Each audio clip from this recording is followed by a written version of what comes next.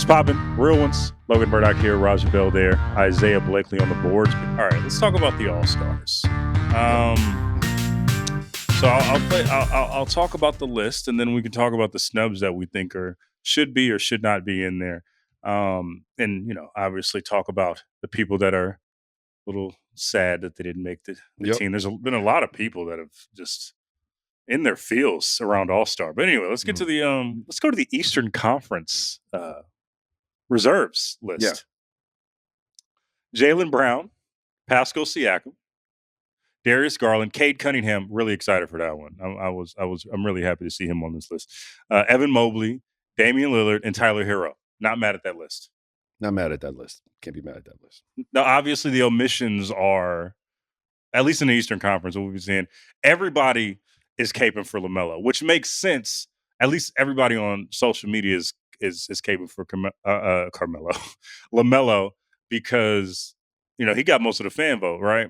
Right. And I felt like on this list of the names of people that made it, a lot of guys on winning teams, a lot of guys that have been, at least prioritized as like guys that coaches would like. When we see the omissions, we need to see who's actually the voting body behind it.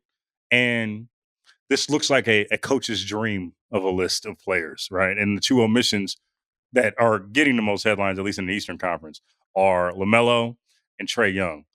LaMelo is his team's nowhere near a postseason berth at all. And Trae Young's team is right in the mix. I think they're ninth in the Eastern Conference, right in the mix in the play-in. So, I mean, I get why this list was the way it is, but I don't really overall have any problems with the Eastern Conference list. Do you?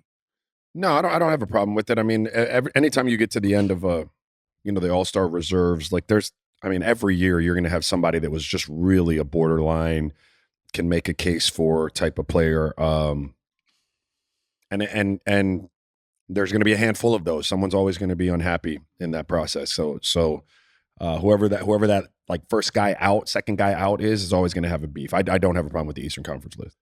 It was funny because I was looking at like people talking about. I think Trae Young tweeted out something about it, like it shouldn't be called the snub; it should be called the trade. Because I'm always like he tried to make some, and I get it. He's an NBA player, but like you gotta win. And also, there's another element to this, like people by and large it's also a popularity contest, so people gotta like you, right? Like it's combined with the winning, but also the popularity of it. And while like I think that Trae is pretty well liked on his team right now. I think for the early part of his early part of his career, like we've talked about this on this show, just his reputation around the league just wasn't great. So I think that also comes to pass when a coach is talking about a player or trying to make a pick. Like this is an emotions based pick from coaches. I mean, even from media, from fans, all of which culminates. And I think that's why we need to have this separate quadrants when we come to at least the starters. But that isn't. I felt like the reputation for both LaMelo and Trae kind of played into this decision for sure, right? And their teams were bad. Yeah, I mean, there's the human element of it. I think probably, both of them, even Trae and Trae's got, great numbers. He's put up great numbers in the league. Once you get to the coaches, I'd imagine some of them are split on just exactly what his talent represents in the overall winning equation. Do you know what I mean? Like, not that I am necessarily, but I could see that. So again, when you're down at the bottom of the I could get in type of list, those things that you're talking about do come into play, right? Likability, reputation, the whole nine, right? So it's unfortunate. I mean, I think, I'd be in the camp of he probably should have made an all-star team by now. It's unfortunate that he hasn't, but I think you're right to some degree. Are you okay with the Tyrese Maxey omission as well? Because that's also something that has been permeating as well. Are you okay with that one? Like, yeah. So here's the deal, right? Yeah. I mean, Theoretically, yes, but like you're going to go to the Western Conference in a minute, and I'm going to say something, and I'm not doing it for clickbait, and it's not like a hot take or anything like that. But when Wemby's in, right? Mm-hmm. I mean, if we're going off winning, now I'm not arguing that Wemby shouldn't be in, right? Obviously, Wemby is Wemby, but like we got to be careful when we start making a criteria for the All-Star game being based on winning. Like you got to be careful because where do you draw the line on that? Like the Spurs ain't like taking the league by storm in any way, shape, or form, right? Like you got what 6 more wins than like the what were the Hornets? Like what are the Hornets at? Sorry, I'm doing this right now. I'm just looking it up. San Antonio's 20. You got 8 more wins than the Hornets. Like, you know, I'm not comparing Wemby and LaMelo. I'm saying we just gotta be careful when winning starts to be, you know, all-stars are based on winning. I've made this case before. Howard and I got into it on that. I don't believe that the all-star game is the format for rewarding wins. Shouldn't be the venue for that. What's the balance in that though, right? Like, should you reward stats in somebody like LaMelo's been balling? Like, I can't say that he hasn't been balling. He hasn't been winning, but he ain't been balling.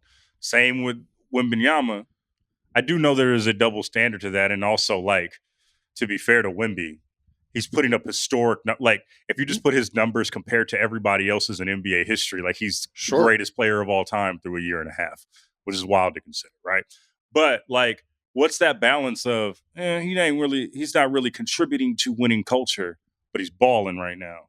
What's that balance that should be put at the forefront if you're a coach with this type of vote, or any voter for that matter?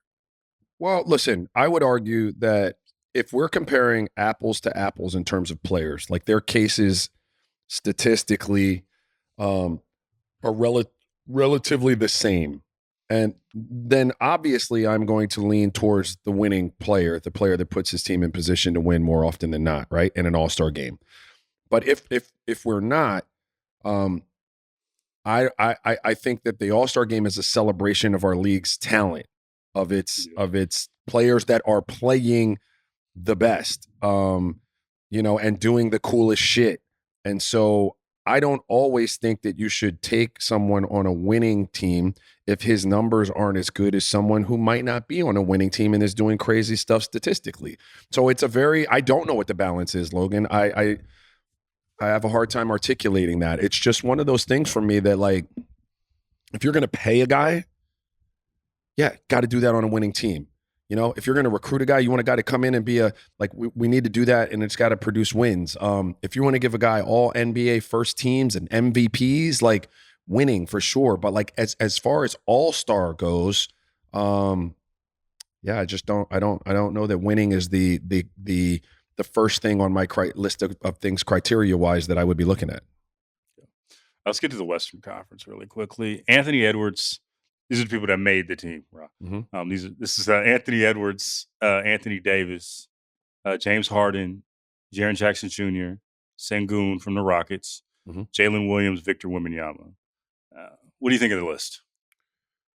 At face value, I don't have a beef with the list. My brain's not working quick enough to figure out who would have been omitted there. Like, but or who would have been left off that list. I'm assuming you're going to tell me, but off the top, I don't have a beef with that. The biggest one is Domantas Sabonis. But like, again, it's Domantas Sabonis, Norman Powell, which I get it. I think he was just a victim of numbers at this point. But Domantas Sabonis was putting up historic numbers, and Sengun, who has been playing really well on a winning team, winning more than the Sacramento Kings right now, got the nod over Sabonis. So do we have those numbers? Like, what are, like, I'd be interested in that. Domantas is averaging 21, 14, and 6, leading the league in rebounds, double-doubles. And Sengun is 19, 10, and 5. Yeah, that's a tough one, right? Because they're ballparkish numbers-wise. Like, that's not a huge discrepancy. I mean, in terms of the rebounds, maybe, right? It was 14 and 10 there, 21 and 19, you said. But, you know, I don't mean to be hypocritical here, right? But, like, we're talking about a ballpark there. And then, you know, as we're doing that, we're talking about one is second in the West at 32 and 15. And one's hovering around 500. Like I could see where DeMontis, like, yes, I could see that. Again, I would categorize that as like guys, down at the end, we're trying to split hairs here. Like we're trying to figure out, like someone is going to be upset in that. I could see where the Sabonis camp would be upset, and I don't mean hypocritical, but I probably err on the side of giving the guy on the second team in the West that, because the numbers are relatively close for me. Yeah, and also like we're talking about coaches here, and I'm sure like the reputationally right now with the Kings right now, I mean, in their play over the last few years, even though they've been good, hasn't been as respected as what the Rockets are doing this season. Like it just is what it is. And we're talking about coaches right now picking the reserves. I think people need to realize that part of the equation, right? And what Right. typically a coach will value in this sense. So Yeah. I mean, it's pretty much splitting hairs, and I don't think it's not the most egregious omission of NBA history. I think everybody will be fine. And I don't think it's going to be like that memorable other than like the respective fan bases Sure. involved. But like, I think we're doing okay. I think we're fine. Yeah, we're fine. It's always, I mean, it's hilarious. Like the coach's vote is always going to prioritize winning, and no one even goes out to win the damn game. Like it. I always find that's fascinating, right? Like we're Or all games, like we got to reward the winner. Yeah, the games. Yeah, but I mean, there is something to like. Look, the Rockets have been a great story. They've been playing great. They've been one of the hottest topics in the league as of late. And there's something to be said for that too, right? Where Sacramento just doesn't have any real juice. So